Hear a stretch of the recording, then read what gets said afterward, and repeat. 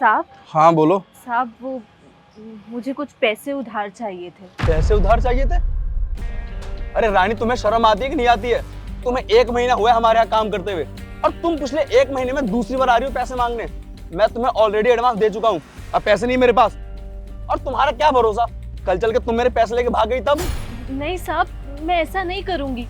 मैं सारा काम करके आपके सारे पैसे लौटा दूंगी साहब, पर अभी मुझे पैसों की बहुत जरूरत है।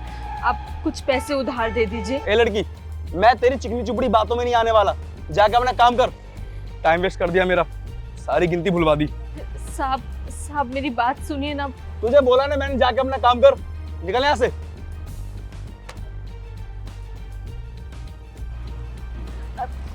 साहब आप काम करिए, आप ये मेरा मंगलसूत्र गिरवी रख लीजिए।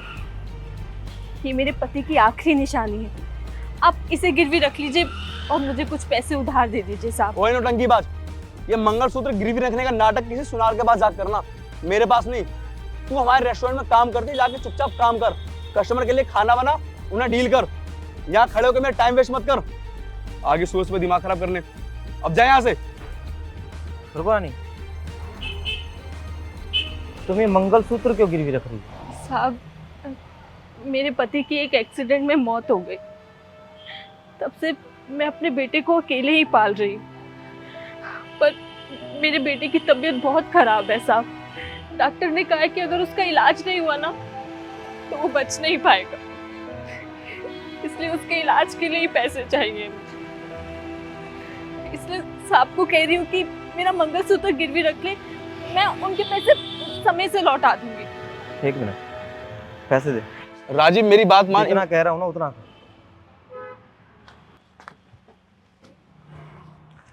ये लो, और ये मंगलसूत्र भी अपने पास रखो। और कल से 2-3 दिन तुम्हें आना नहीं है, तुम छुट्टी पर हो।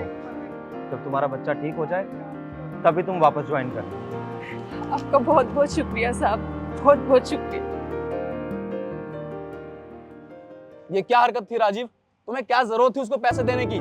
ऐसे छोटे लोगों को ना बहुत अच्छे जानता हूं मैं, रोज कोई ना कोई बीमारी का बहाना बनाकर आते हैं और पैसे लेके भाग जाते हैं। कल से दिखाई नहीं देगी ये।